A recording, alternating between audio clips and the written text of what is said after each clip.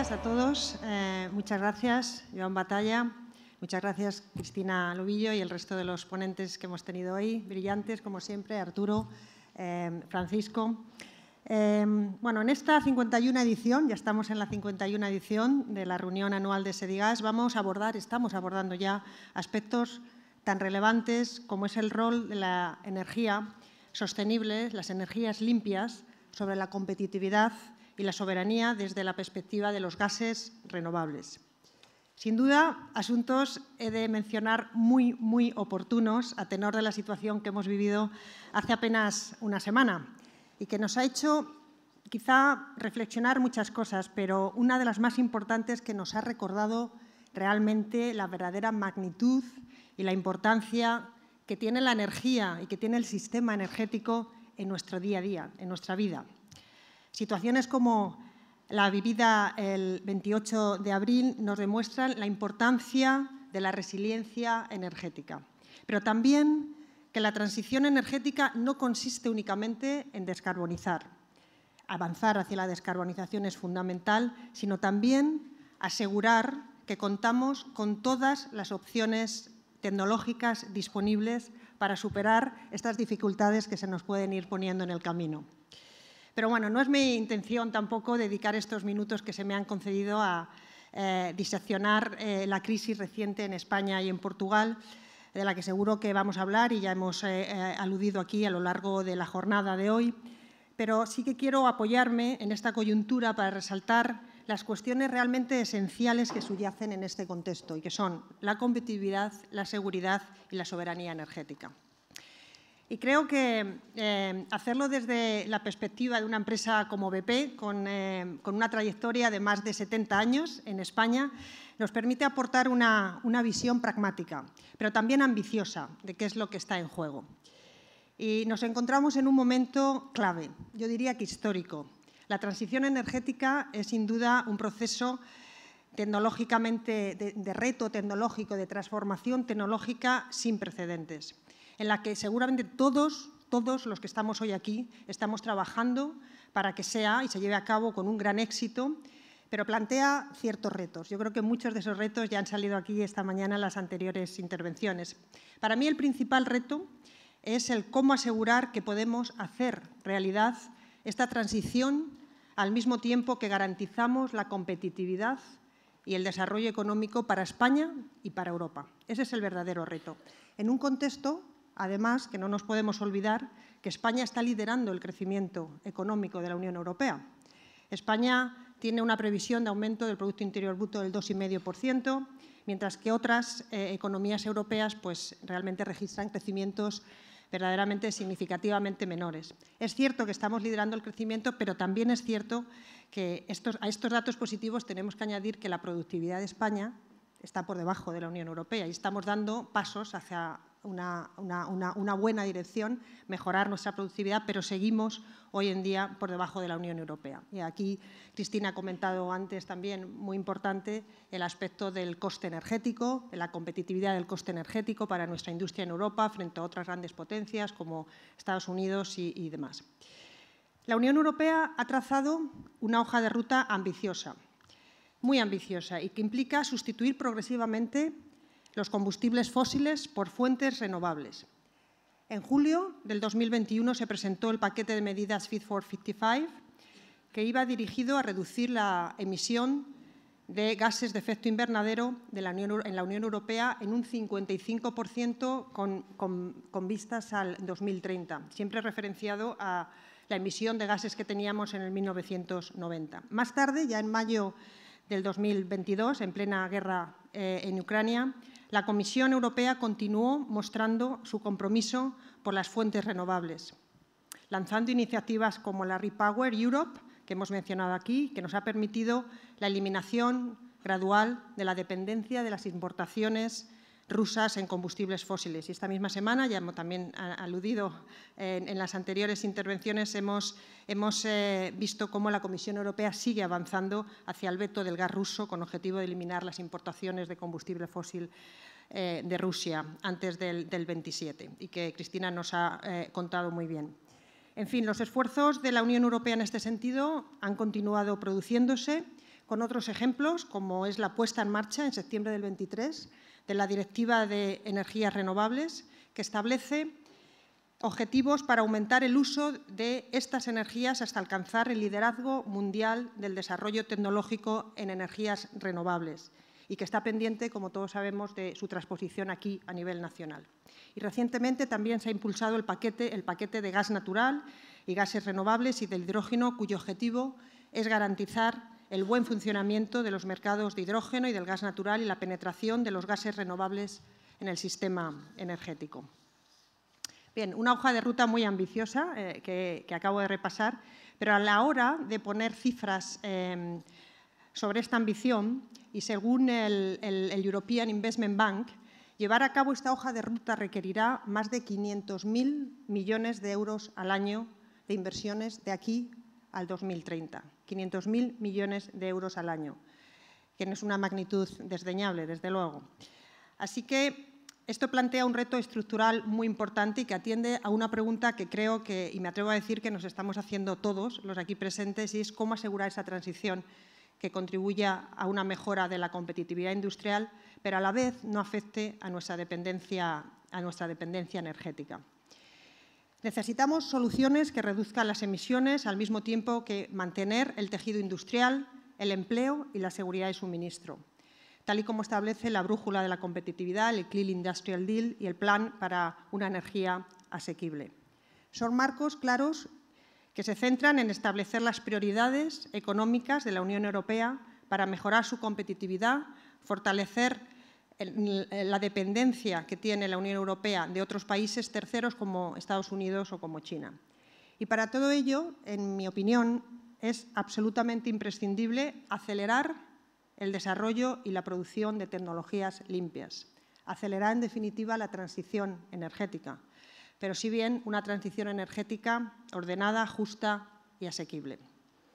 En especial, el Clean Industrial Deal tiene el objetivo de impulsar un entorno regulatorio predecible y favorable a las tecnologías limpias, sin prescribir soluciones únicas y siempre para mantener la competitividad global en el proceso de transición verde. Es lo que llamamos la neutralidad tecnológica, que también hemos aludido aquí esta mañana. Pues bien, ahí es donde los gases renovables pueden apoyarnos a responder a esa pregunta sobre las posibles soluciones que combinen la reducción de emisiones con el mantenimiento del tejido industrial y la autonomía energética. Y en este contexto quiero apuntar a dos tecnologías, el hidrógeno verde y el biogás o el biometano, que se presentan como piezas absolutamente claves para descarbonizar los sectores de difícil electrificación. No puedo estar más de acuerdo con lo comentado esta mañana, que no todo es electrificable. Existen las moléculas renovables y, por ejemplo, la industria pesada, la industria o el transporte incluso a larga distancia. Hay un reto muy importante para la electrificación. No será posiblemente la energía de futuro de estas industrias. Así es que tenemos que utilizar efectivamente esos gases como el hidrógeno verde o el biometano para apoyar esta descarbonización. Pero también quiero apuntar un elemento más. Hay que reconvertir los activos industriales ya existentes, que yo creo que es un aspecto también muy importante. Voy a analizar ambos dos. Bien, por una parte, el hidrógeno verde y también el biometano, muy rápidamente. Para el hidrógeno verde, Arturo comentaba ya, la Agencia Internacional de la Energía calcula que el hidrógeno podría cubrir hasta el 10% del consumo energético final en Europa en el 2050. Pero para llegar a estas cuotas tendremos que ser capaces de superar barreras muy, muy importantes, como son los costes, como es la escalabilidad y como es también la falta de infraestructuras actualmente. Pues bien, en BP hemos decidido actuar en este terreno. Si me permiten, les voy a comentar qué estamos haciendo desde este punto en concreto para apoyar la industria de hidrógeno verde. El papel que juega para nosotros es fundamental en los procesos de transformación de nuestras propias refinerías. No solamente la refinería en España, de Castellón, pero también las refinerías del resto de nuestro portfolio, consideramos que el hidrógeno verde es básico para convertirlas en lo que le llamamos centros de energía integrados.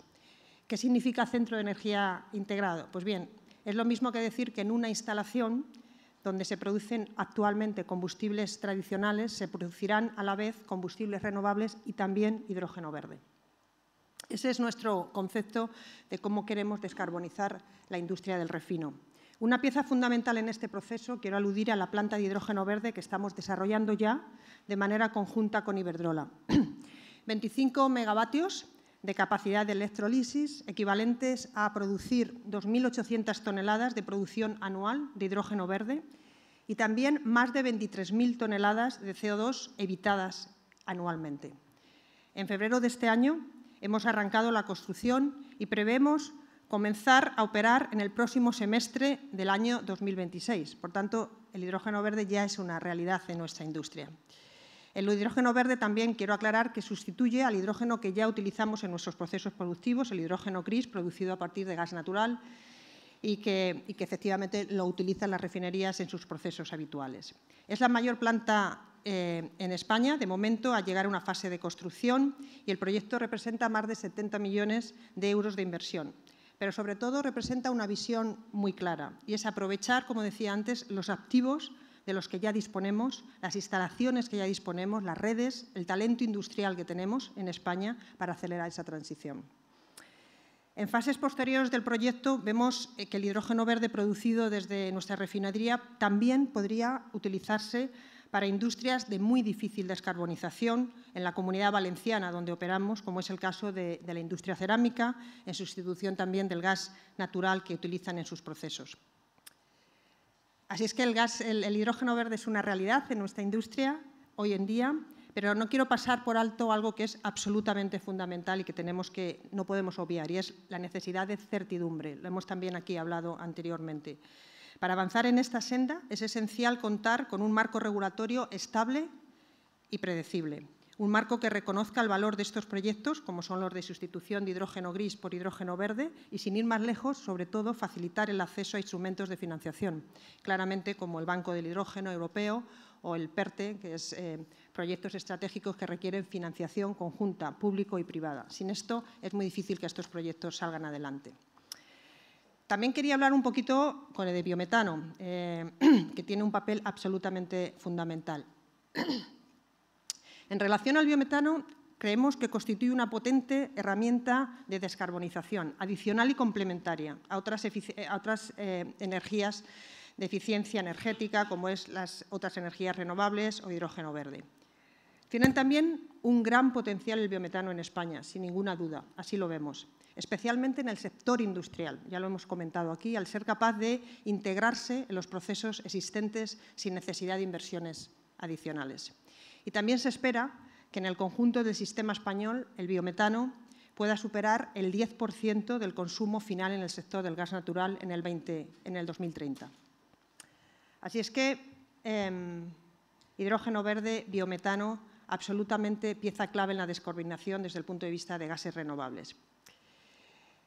La autonomía energética constituye sin duda un pilar muy importante en toda esta lógica. Yo creo que todo lo que estamos hablando es también favorecer la autonomía energética, como decía más antes, considerando sobre todo el contexto geopolítico que atravesamos. Aquí me quiero referir también a la guerra arancelaria, lo ha comentado también Francisco, que ha impulsado el Gobierno de los Estados Unidos y que ha puesto de manifiesto el papel central que juega la autonomía estratégica europea, alejándose de las dependencias de terceros países. Y en este contexto también resaltar las recomendaciones de los informes de Mario Draghi y de Enrico Letta, que apuntan a la autonomía en los sectores estratégicos como absolutamente imprescindible. Tenemos que garantizar la autonomía de los sectores estratégicos, porque el hidrógeno verde y los gases renovables no solo ayudan a reducir las emisiones, pero también, y muy importante, permiten reforzar esa soberanía energética en Europa. El plan REPower Europe establece un objetivo claro para garantizar la seguridad energética en Europa y se trata de producir 10 millones de toneladas de hidrógeno renovable de aquí hasta el 2030. Y esta receta coincide con algo que la Comisión Europea ya ha expresado de una manera muy clara, y es transformar activos industriales existentes como la vía preferente para avanzar sin comprometer la base industrial europea que tenemos en este momento, aspecto fundamental. Y esto también lo señalan los informes de Draghi y de Letta, que mencionan, como antes decía, que no podemos permitirnos dejar atrás perder, digamos, la autonomía tecnológica que tenemos en estos sectores estratégicos. Draghi, de hecho, señala la necesidad de una intervención coordinada y que permita a Europa liderar sectores energéticos como las energías limpias, el hidrógeno o las tecnologías de almacenamiento. Y también Letta hace hincapié en la fragmentación regulatoria en energía, transporte y tecnologías emergentes, que es algo que frena la competitividad y el despliegue de escala a una gran escala de soluciones en bajas en carbono, como son el caso de la energía renovable, hidrógeno verde y otras tecnologías limpias. Así es que me gustaría acabar dejando un par de mensajes claros. Hoy más que nunca necesitamos soluciones que combinen ambición climática, competitividad industrial y autonomía energética. Y volviendo al punto de partida, los gases renovables son una de esas soluciones. Una de ellas, no la única, pero son una de esas soluciones que hay que tener en cuenta. En BP apostamos por una transición energética realista, basada en tecnología, integración y valor añadido. Y Castellón es un gran ejemplo de cómo la descarbonización y el desarrollo económico deben de ir de la mano. Es decir, van de la mano y pueden ir de la mano, deben de hacerlo. Porque al fin y al cabo, en Europa, si queremos una Europa climáticamente neutra en el 2050, eso pasa ineludiblemente por la configuración de una Europa industrialmente fuerte, tecnológicamente soberana y energéticamente segura. Yo creo que el trilema energético expresado de una manera distinta. Muchas gracias a todos.